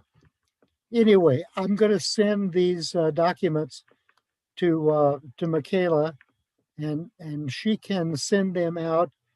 I beg you to have your land use chairs brief your boards so that, as complicated as this is, that we can come to some kind of decision to adopt a tree ordinance that is enforceable and then enforce it.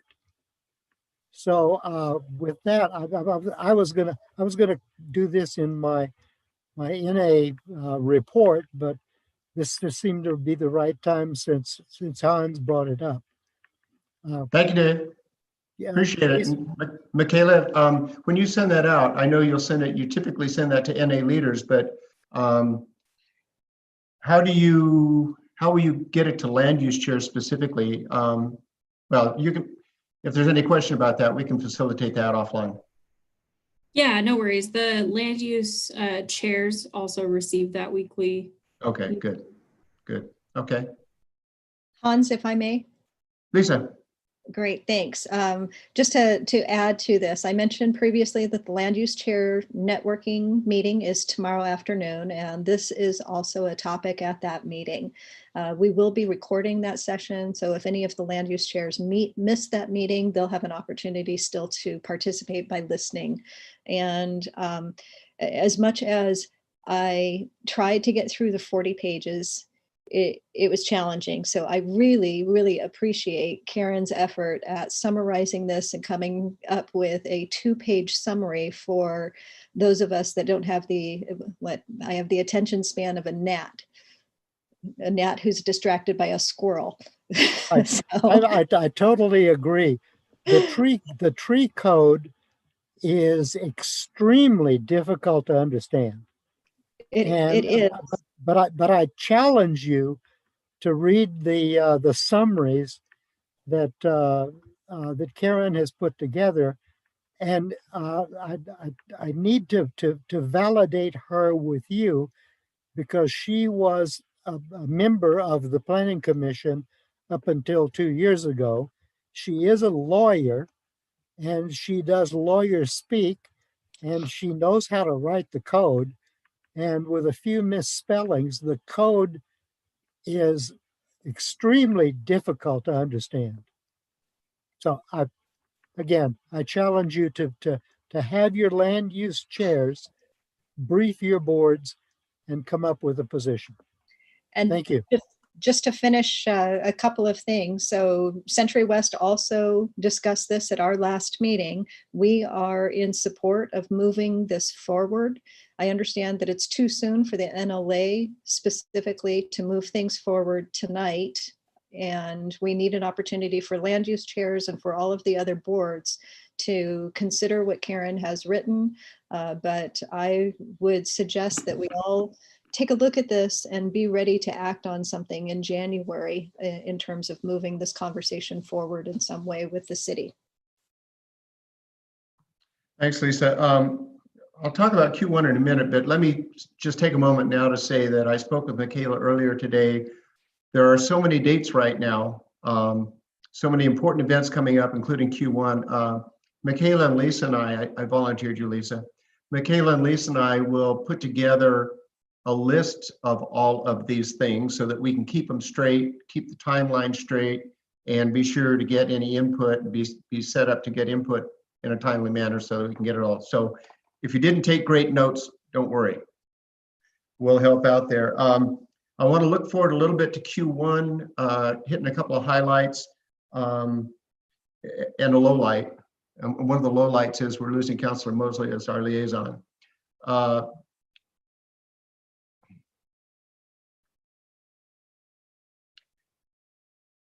Bill, thank you. Thank you so much for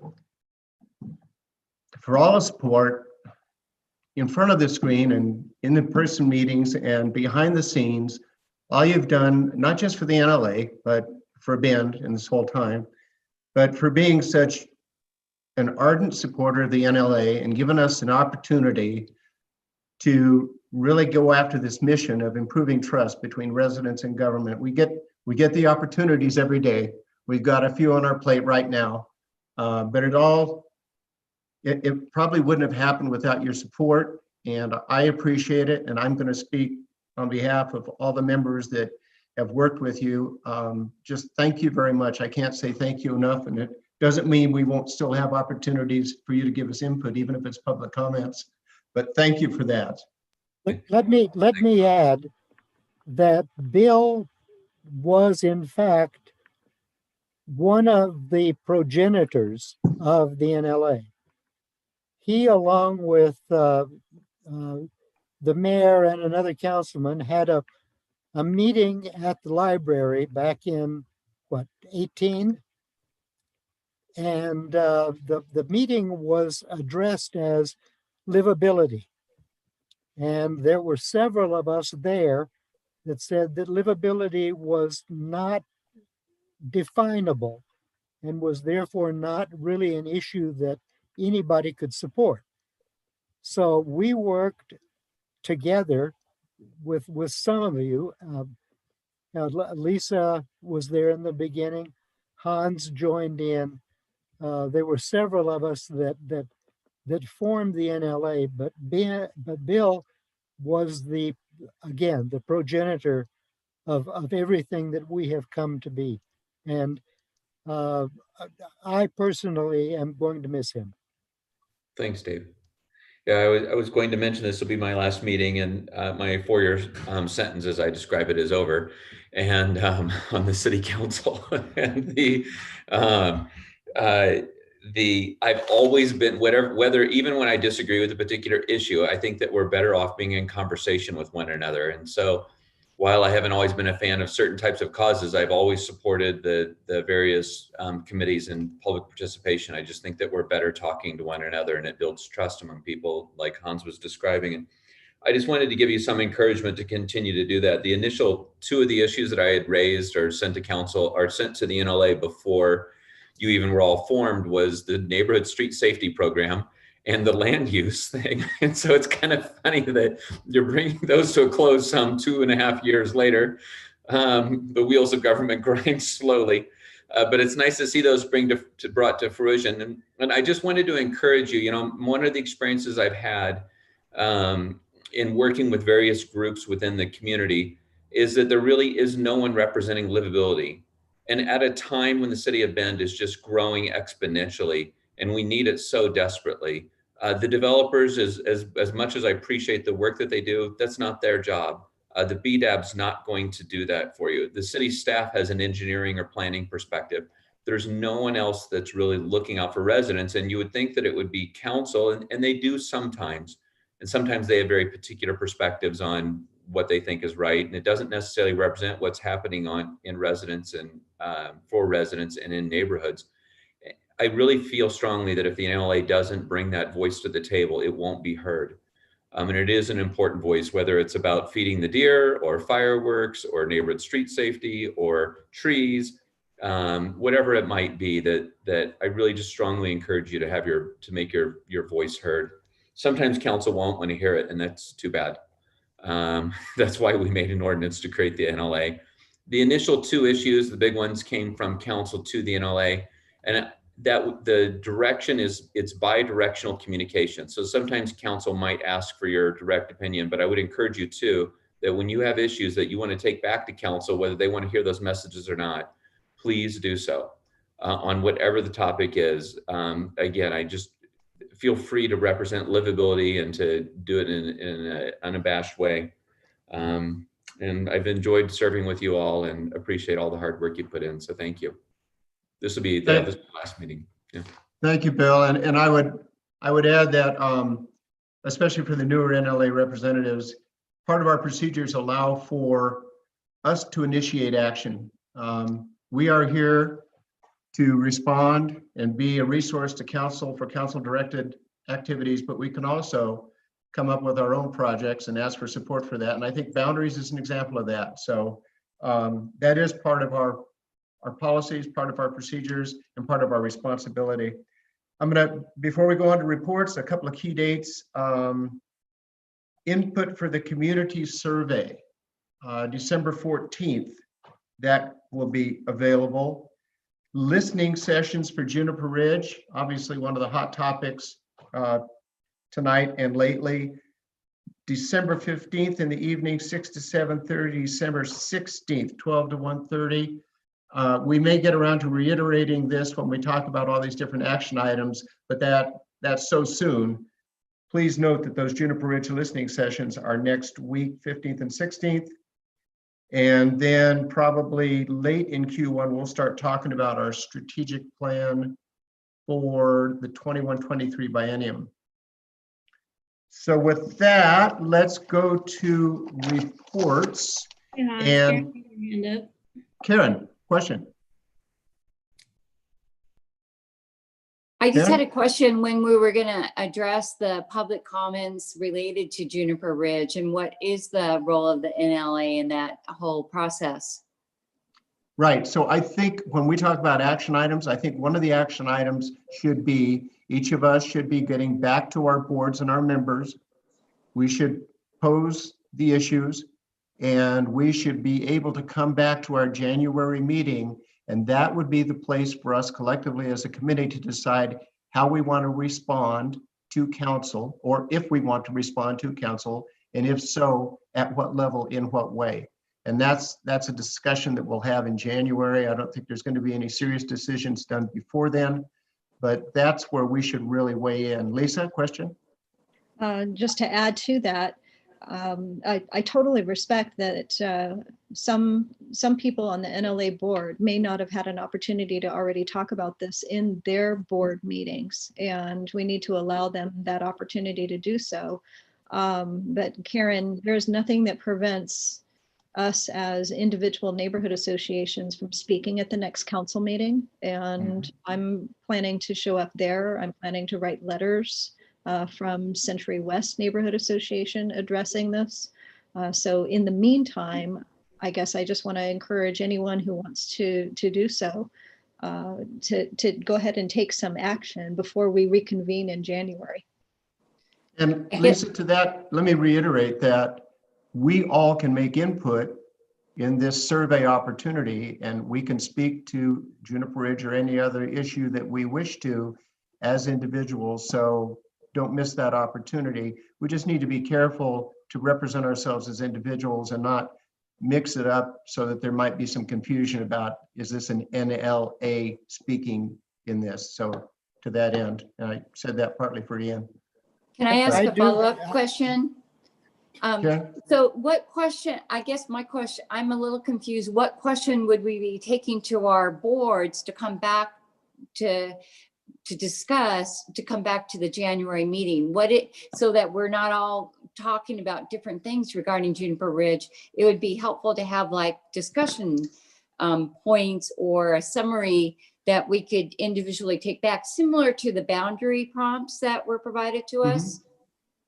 Well, I will volunteer to work with Michaela to provide those. I would say, for instance, included in our packet for tonight were the public comments speaking to one request to take a very firm position to council about not doing it at all. Another was to take a position of saying to council, you need to be more inclusive of neighborhood association input.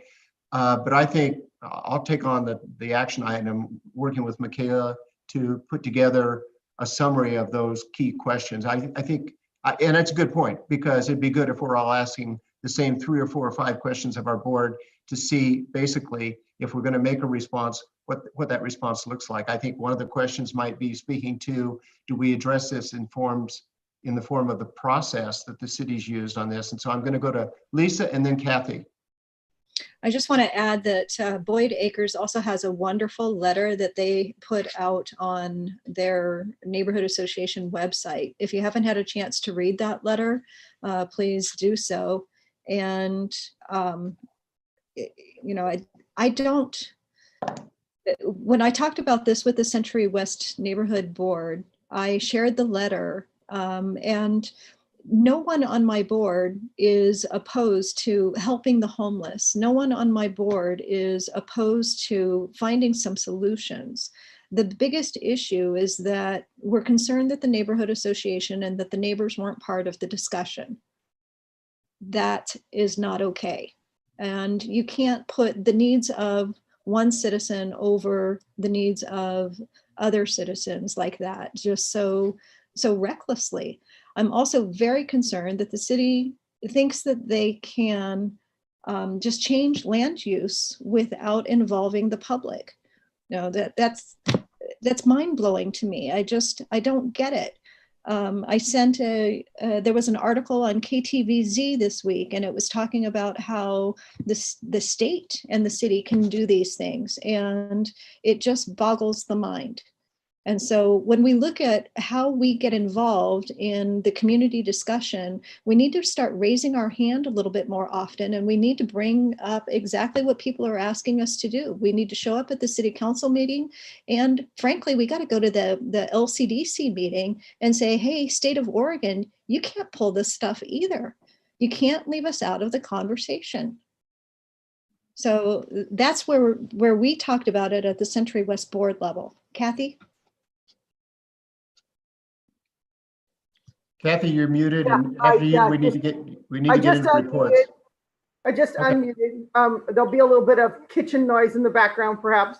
I just want to say that, yes, the Boyd Acres, the Bonner Group was informed. Carolyn Egan came to us. She said, this is a proposal, not this is a decision. She did not shove it down our throats. She said, please give me input. This is the type of input that would be best, that we could best deal with. And what did the Bonner board do? They sent a letter in that responded to none of what she requested and just said, we're opposed. So, and I would like to remind everyone that while we sit here and debate, there's somebody perhaps freezing to death out on our streets tonight and every night until something is done about the homeless situation. And I for one, did not oppose, did not sign off on the Bonner letter or anything because I thought it sounded way too arrogant and way too NIMBY. And it did not propose anything that said, here's what we would like to see. And that what we need to do as in LA is propose something that we would like to see and do it as possible. So that's my 2 cents. Okay. Kathy, thank you. We need to move on to reports unless there's something urgent. Anyone else have something? Can't wait for reports? I would just encourage you guys, if you take up the Juniper Ridge, that there's really 2 sets of issues that perhaps could be at the NLA consideration. And one of them is the set of issues really around homelessness. And that's a complete, like Kathy was raising, it's a completely valid concern. And then there's a separate set of issue, which is really about the process and inclusion of residents in doing this. And I think they both can be talked about, and they can lead you in different kinds of directions sometimes. But when you go back to a neighborhood association perspective, you might want to think at least partly about like, how would we want to be treated process-wise in a similar situation? That's just my encouragement. Yeah, I agree with you, Bill. And I think get wrapped up in a long discussion of homelessness, for instance, No, and it's the homeless piece we already know is extremely complex, but I do think overall, I said this earlier, I agree with you. I think we need to see this as a case study and process. And if the process has failed us, then let's be constructive about that. And if we have an ask, let's be clear about our ask. Hey, Hans, can I make one point before you move on? I know you want to move on really quickly, but something Kathy, I think, alluded to is, at least indirectly, is, and I think it's important to say this just so the baseline is established. What council wanted staff to do is evaluate the feasibility of a transitional shelter at this particular site.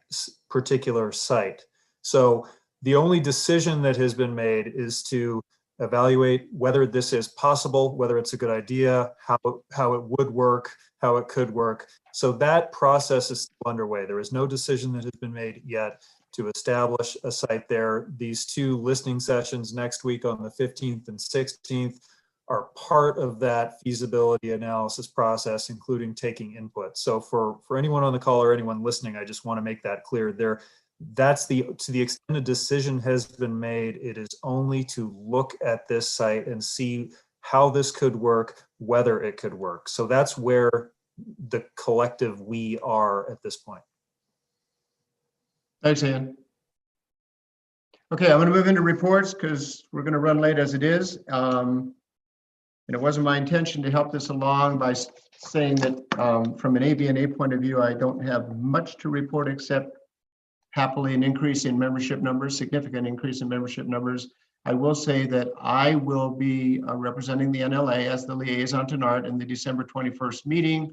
And NART has been encouraged to participate in discussions about boundaries without any direction from NLA, to work independently to the extent that they choose to, but that meeting is December 21st. And with that, I will pass it on to Lisa. Thanks, Hans. I think I've already given most of my report in some comments in terms of what our board has talked about. Boundaries discussion was very extensive during our last meeting.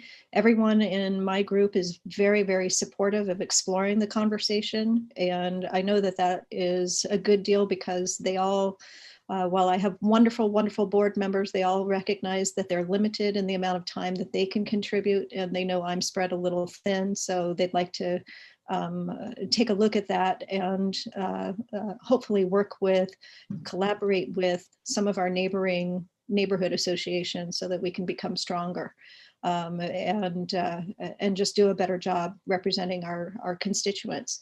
And Hans, did you mention that one of the first things that we'll be doing is electing new officers? I failed to, and thank you for reminding me. January is when we elect chair and vice chair for the NLA for the calendar year. Do you want to add to that, Lisa?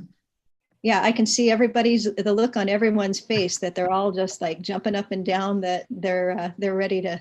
Yeah, if I recall, it was Councilor Mosley that said with BDAB, he was the chair for the first 3 years, and he wasn't sure exactly why.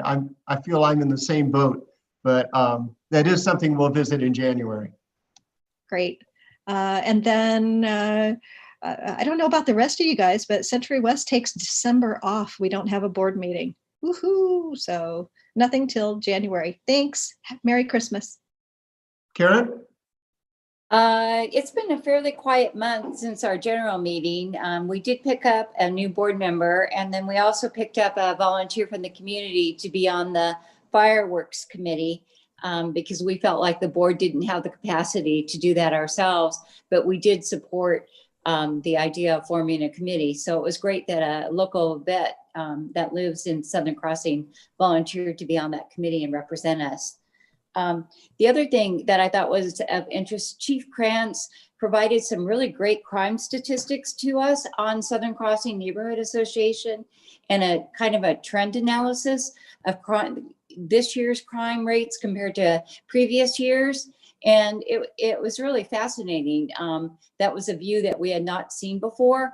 And maybe, I don't know, Michaela, if that could be provided by neighborhood or by request, but we put it on our website and people have commented that it's really interesting. The last thing is we did talk about the changes in the Bend Tree Code and we do support those changes. And we will be talking about the boundaries at our board meeting next week. So that's it for us. Thank you, Karen. Jim Christo. Okay, I've just unmuted, I think. Can everybody hear me? We can. Okay, so in the last month, we also have added a new board member, and I think she's going to do very well. We've also been having discussions on the neighborhood boundaries, and as Southeast Bend is pretty small, we probably need to expand. And so I hope to open up discussions, I guess this week. I guess that was tomorrow's meeting is about starting to talk about that process here. And the last thing I want to mention is that last month I raised a concern with the Murphy Road closure that's going to be closed until next summer. I did get a response from Michaela, who pointed me toward a project engineer, but I've not heard from her. And right now, you know, Fairway is closed, Murphy Road is closed, and a lot of people are actually detouring through Stonehaven and some other points west to get to Peril Road.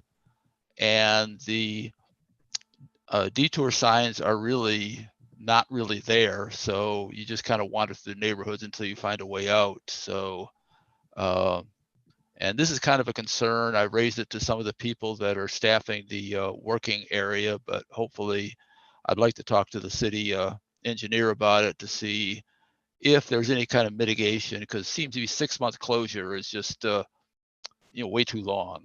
And so I would hope we could hear something very soon. Thank you.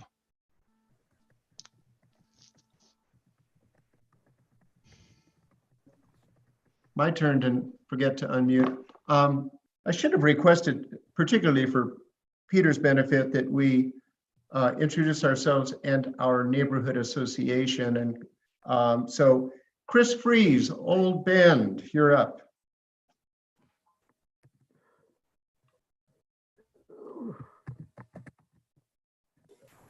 I'm Chris from Old Bend.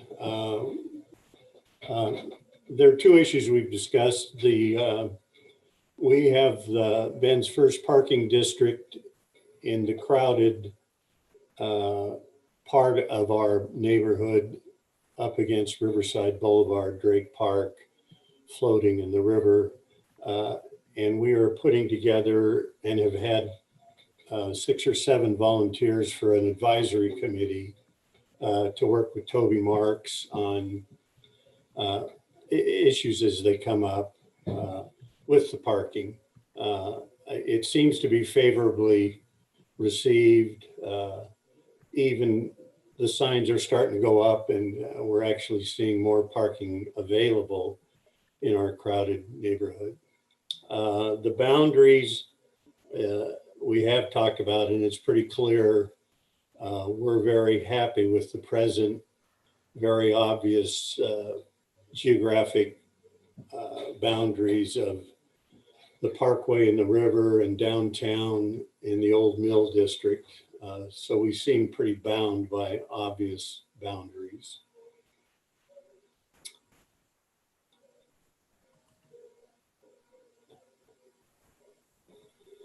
Chris, is that it? Oh yeah, that's it. I'm sorry. Okay, thanks. Cassie.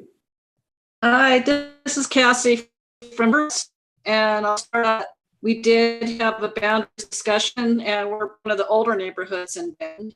And the majority of our members feel like option number 1 is where we want to be. We don't want any changes. We're happy with the way it is, and they think it's a waste of time to do anything else. We also are working on our annual meeting, and we're going to try to put together a newsletter flyer instead of a postcard this year. And that is going to happen in January sometime, and we're looking at February for our meeting. So I want to thank all those that did their virtual meetings because they gave us something to work with. And that's pretty much it. We have a board meeting, I believe, on Monday, and we can try to go over some of the Juniper Ridge stuff because we didn't really get into the discussion of it, except for maybe some of the slide presentations that were given. That's it. Thank you. I'll keep it short. Thanks, Cassie. Peter, not to put you on the spot, but if there's anything that you need to contribute on behalf of Larkspur, let us know. I actually did attend the meeting, but more to see if I wanted to do this. And they just kind of explained to me how things operated and talked a little bit about that proposed rezoning. Didn't make it seem like I needed to come to this meeting with an opinion on it, though. Although I did kind of read your guys' briefing on the 3 proposed solutions. So right. So if you could be sure that the Larkspur responses to the boundaries prompts get to Michaela, that would be probably the most important action item. Also, okay, just for your benefit, I know you haven't had an opportunity to do the NLA rep orientation that Michaela puts on, and I'll participate when we get a date set for that. We do have a form, and you may not even be aware of it yet, but we do have a form that's available just to help organize our thoughts for the report process at the end of the meeting. But I think you get a flavor for it as it is. Okay. Dave Johnson, Old Farm. All right, I've already made my significant remarks about the tree code, and I would like to reiterate that that each of the NLA reps go back to their land use chairs and brief the boards about the tree ordinance. I will be sending all of the stuff that Karen has shared with me to Michaela for official distribution. We have already updated our bylaws concerning our boundaries and are just waiting for a time that we can call a general meeting. And I'm not even sure how you do one these days, but anyway, call a general meeting so that we can approve the changes to the bylaws, and then we'll submit them to the city. And that's about all I have to say right now about what's going on in Old Farm. Okay, Dave, feel free, maybe we can talk in the next day or two. I can walk you through how we handled the same situation you're talking about. It worked well for us. Maybe it'll be of use. Steve Pine is not with us, as I recall. Elizabeth Rhodes. Hi, I'm Elizabeth. I'm in the Southwest Bend Neighborhood Association. We just had our board meeting yesterday and spent quite a bit of our time together discussing the potential for changing boundaries.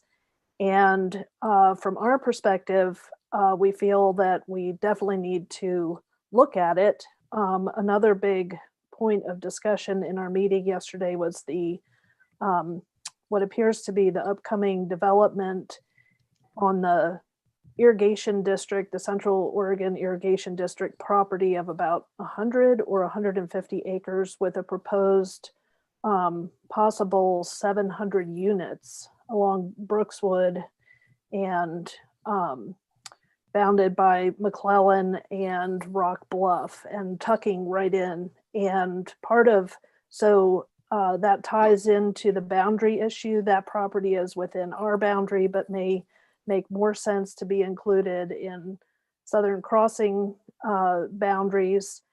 And just in terms of the size of our neighborhood association, and also ties into the question of the tree ordinance, because rumor has it, we don't know anything about the plan, but that it would be a polish development and would clear cut the entire area in that section, which is used heavily by people walking from this neighborhood down into that, along the canal, and so that was a big part of our discussion. I'll send the write-up of those answers to the questions, but in essence, we feel that the boundaries do need to be looked at in particular areas where our neighborhood association would end up growing with some of these additional infill developments.